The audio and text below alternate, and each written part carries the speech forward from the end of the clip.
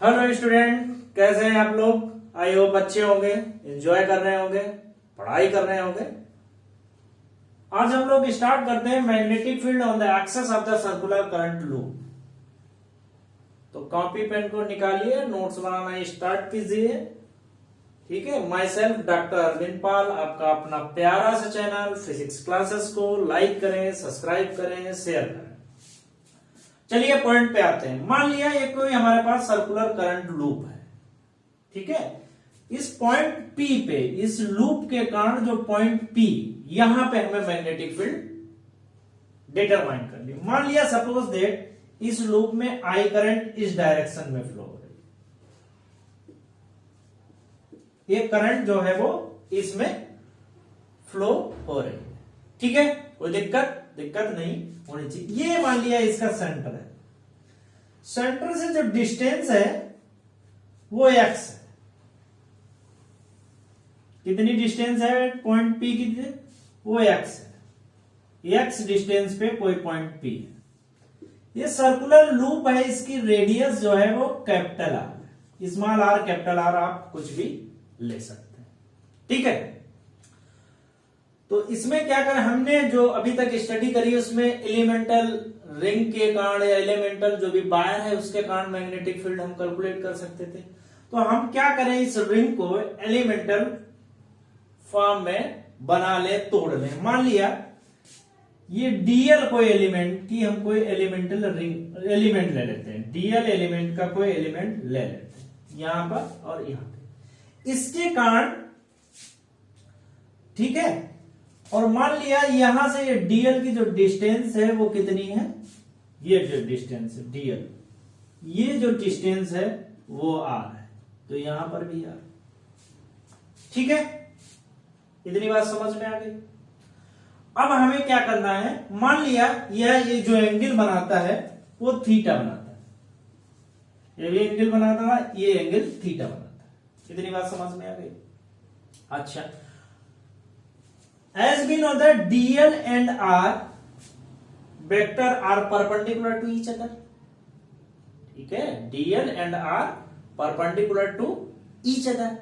या हम कहें हम मैग्नेटिक फील्ड की डायरेक्शन निकालना चाहते हैं इसमें। तो मैग्नेटिक फील्ड की डायरेक्शन के लिए मैंने आपको बताया था कि थंब को करंट की डायरेक्शन में रखें।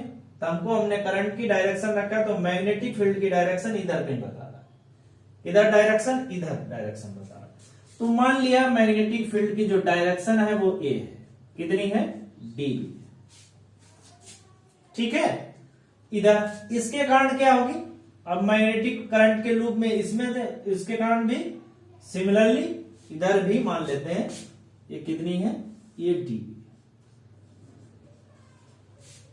ठीक है, as we know that DL and R perpendicular to each other, तो यहां पे थीटा इज इक्वल टू कितना है, 90 डिग्री। अगर क्योंकि ये वेक्टर है, अगर दो वेक्टर एक दूसरे के परपेंडिकुलर हैं तो थर्ड वेक्टर भी इन दोनों के इंडिविजुअली परपेंडिकुलर होगा। इट मींस ये कहना चाह रहे हैं B is also perpendicular to DL and B is also perpendicular to R। ठीक है, तो क्या इंफॉर्मेशन मिली, ये इंफॉर्मेशन मिली, इसका मतलब जो dB है, dB इसके साथ R के एंगल कितना बना रहा है, 90 डिग्री बना रहा है। तो ये एंगल जो कितना बन रहा है, ये वाला एंगल, ये एंगल कितना बना रहा है, ये एंगल 90 डिग्री बना रहा है। ठीक है, और ये एंगल इसके करस्पॉन्डिंग कितना बना रहा है, ये एंगल भी 90 डिग्री बना रहा है।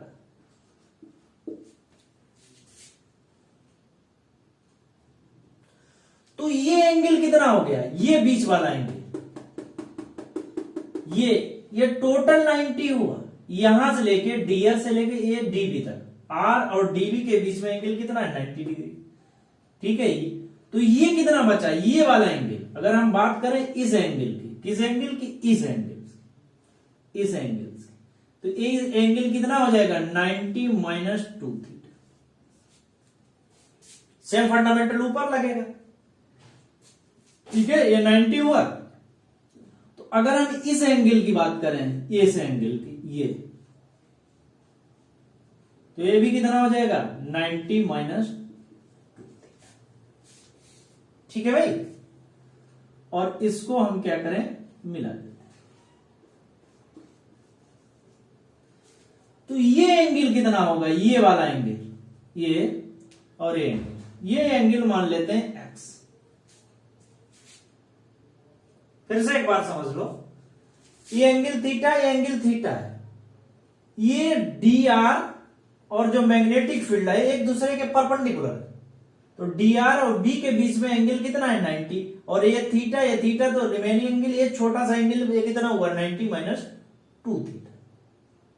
ठीक है, तो सेम फंडामेंटल रिवर्स ऊपर अप्लाई होगा। तो ये एंगल जो ये है 90 माइनस 2 थीटा, ये एंगल मान लिया हमने एक्स। तो अगर वैसे तो हमें पता है थीटा है, क्योंकि डिफरेंट बुक में है, तो यहां तो कोई दिक्कत ही नहीं, तो हमें तो पता है। तो देखो x plus 90 minus 2 theta, x ये angle 90 minus 2 theta plus theta is equal to कितना हो जाएगा आपका 90 होगा। ये तो ये एंगल, क्योंकि ये एंगल और ये कितना होगा, ये 90 डिग्री होगा। ठीक है भाई, ये टोटल 180 होगा, तो यहां से एंगल कितना होगा 90 डिग्री होगा। तो ये तो कैंसिल हो जाएगा, ये आपका बताएगा x minus theta is equal to 0, x is equal to theta. तो एज वी नो दैट, तो ये एंगल x एंगल कितना हुआ, तो ये एंगल ये थीटा कितना हुआ, ये थीटा। ठीक है, ये एंगल भी थीटा। इतनी बात समझ गए। ठीक है भाई, तो इसको यहां पे बना लेते हैं। ये मान लेते हैं पॉइंट P,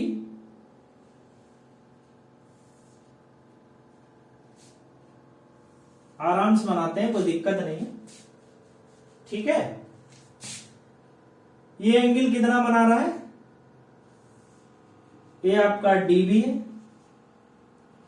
ये कितना है डीबी है इस डायरेक्शन में, ये एंगल कितना है थीटा है, ये एंगल कितना है थीटा। तो इसको कंपोनेंट में डिवाइड कर सकते हैं। तो ये हो जाएगा आपका डीबी कॉस थीटा, ये वाला कंपोनेंट हो जाएगा डीबी कॉस थीटा, ये वाला कंपोनेंट कितना हो जाएगा, ये भी होगा डीबी साइन थीटा, और दूसरा भी कंपोनेंट कितना हो जाएगा डीबी साइन थीटा। ठीक है भाई, इसकी वजह से, ये इसकी वजह से। ठीक है, तो ओवरऑल इसे हम क्या लिख सकते हैं 2 dB साइन थीटा। ठीक है भाई, इतनी बात समझ में आ गई। अगर इतनी बात समझ में आ गई तो फिर कुछ है ही नहीं। ठीक है, तो क्या करें हम, अब अप्लाई कर दें हम इसमें गॉस लॉ का अप्लाई कर दें। सॉरी, गॉस लॉ को अप्लाई नहीं करेंगे, अप्लाई बॉयल-सावर्ट लॉ। ठीक है, apply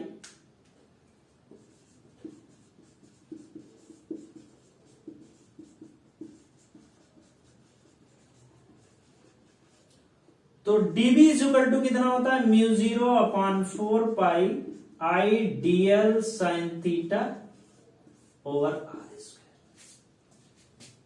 theta is equal to 90 degree, तो आपके पास dB इज इक्वल टू हो जाएगा mu 0 upon 4 pi I DL over R square. Equation number इसे 1। ठीक है, तो जो अभी ये मैग्नेटिक फील्ड एक्चुअली हमने कैलकुलेट की, वो ड्यू टू द इस माने इस एलिमेंट के कारण डीबी जो है मैग्नेटिक फील्ड कैलकुलेट की। ठीक है, थोड़ा स्पेस की प्रॉब्लम आ गई। ठीक है, दस द टोटल मैग्नेटिक फील्ड कितनी हो जाएगी, total magnetic field, total magnetic field कितनी हो जाएगी, टोटल मैग्नेटिक फील्ड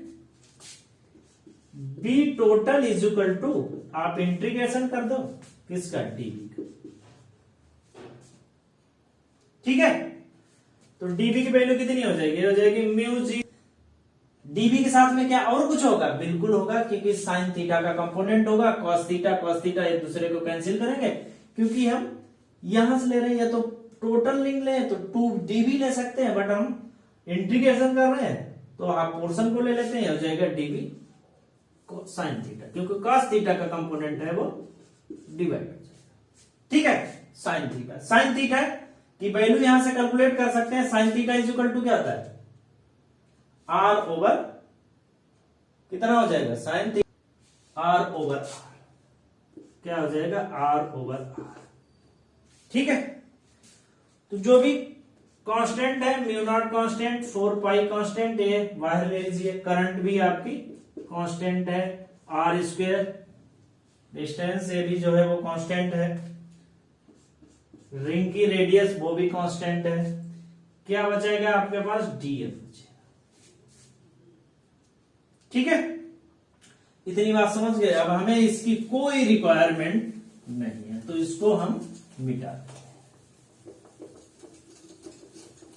तो हमारे पास जो वैल्यू आ गई v टोटल आ गई, अब हमारे पास μ0/4 pi I over R square into R, और आपके पास डीएल कितना हो जाएगा? Ring 2 pi R. तो b इज इक्वल टू हो जाएगा आपका μ0/4 pi into I over R square into R square, और ये कितना हो जाएगा? 2 पाई आर स्मॉल आर नहीं, कैपिटल आर, और आर ये आपका हो जाएगा आर क्यूब।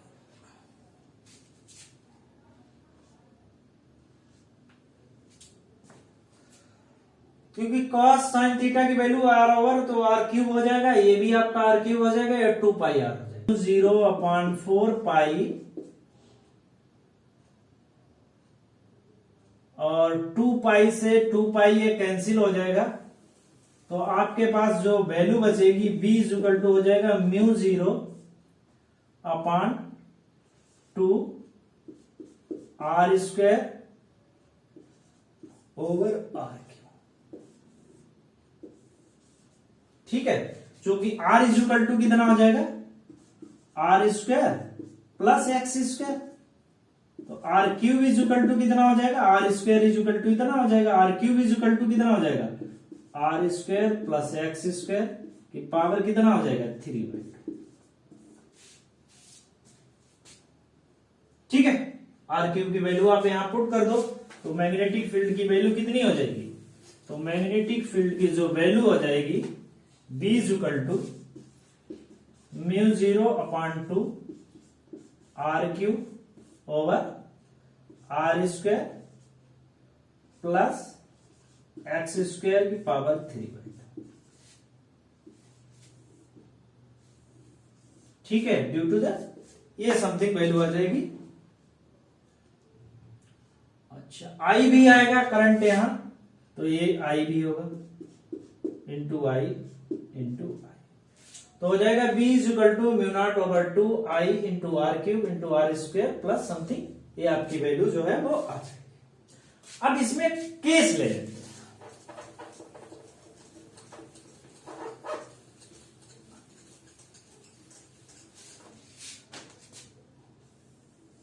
ले लेते हैं केस फर्स्ट।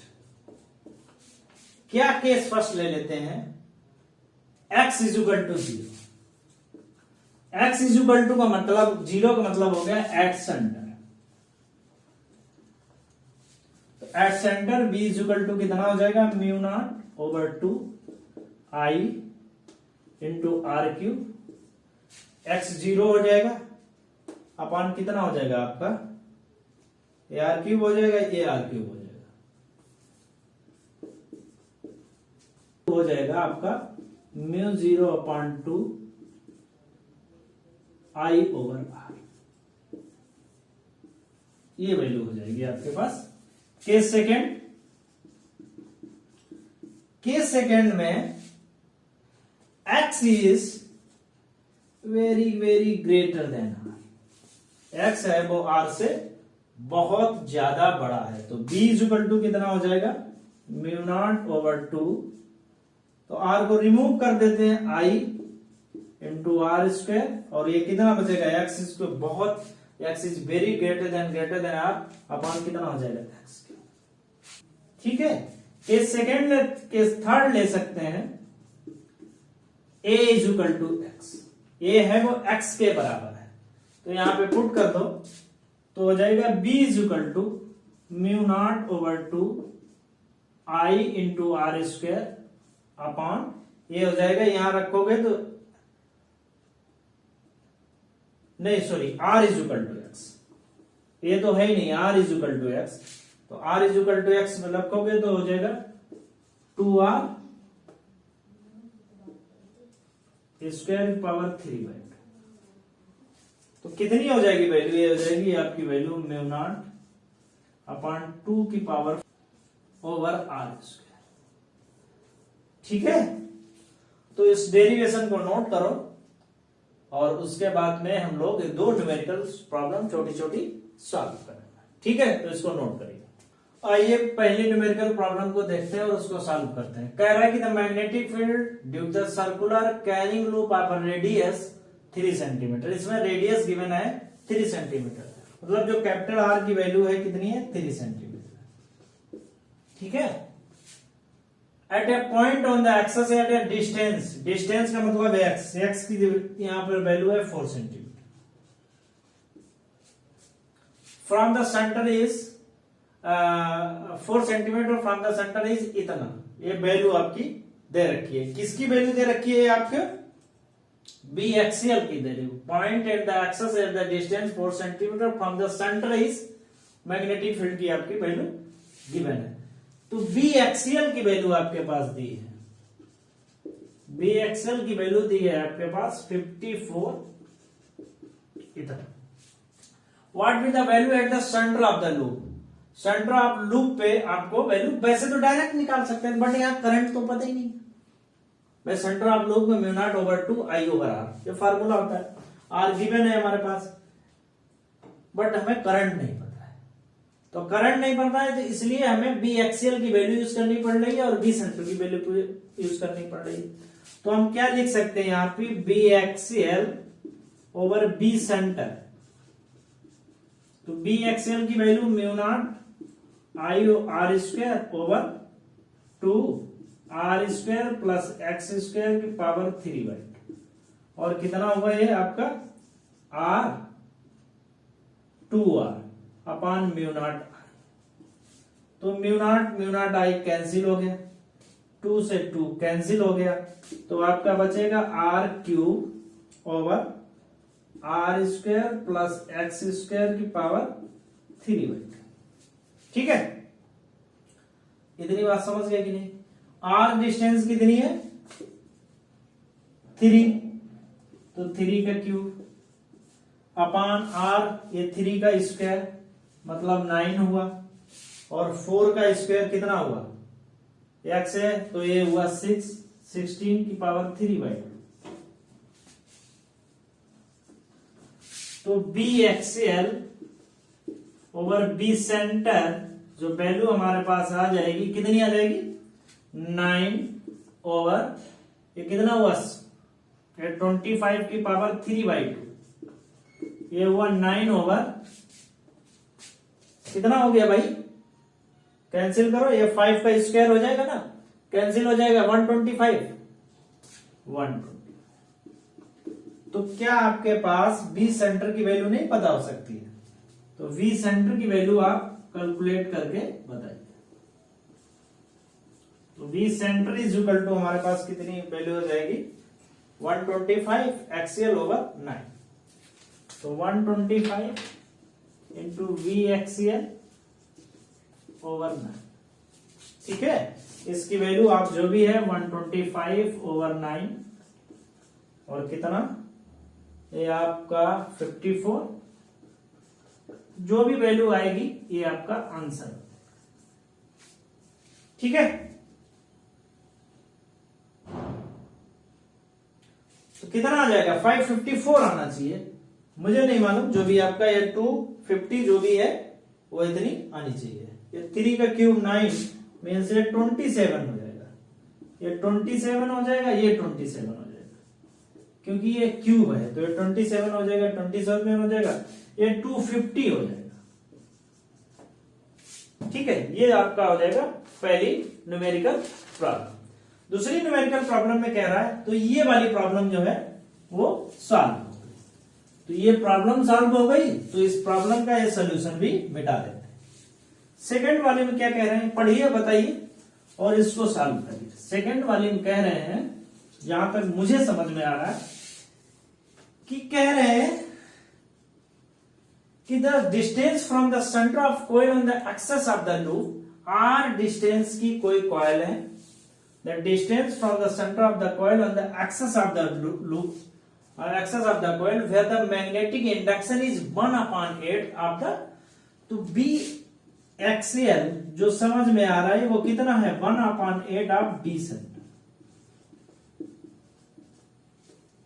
ठीक है, B axial is equal to 1/, तो ये कितनी होती है, mu 0 I into R square upon 2 R square plus x square power 3/2 is equal to 1/8 into mu naught over 2 into R, ये तो वैल्यू होती है। तो ये कैंसिल हो जाएगा और क्या कैंसिल हो जाएगा, 2 से 2 कैंसिल हो जाएगा। तो हमारे पास क्या बचेगा, हमारे पास बचेगा R square over R square plus x square की power 3/2 is equal to 1/8 into 1/r। ठीक है, तो और थोड़ा सॉल्व करते हैं, ये हो जाएगा आपका आर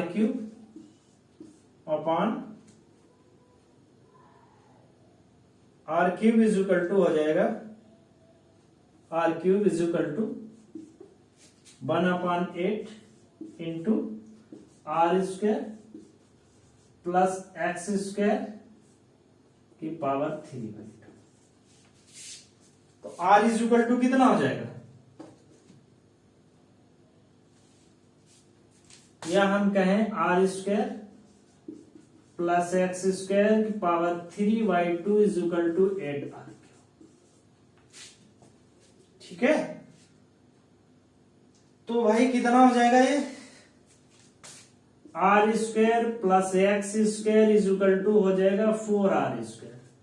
तो x इज इक्वल टू अगर यहां से निकालोगे तो हो जाएगा √3r। ये आपका जो है वो आंसर हो जाएगा। थोड़ी बहुत चीजें अपने आप कैलकुलेट करो तो चीजें समझ में आएंगी। तो लेक्चर को आज फिनिश करते हैं। चैनल को लाइक करिए, सब्सक्राइब करते रहिए, शेयर करते रहिए और साथ में एंजॉय करते रहिए। Thank you so much.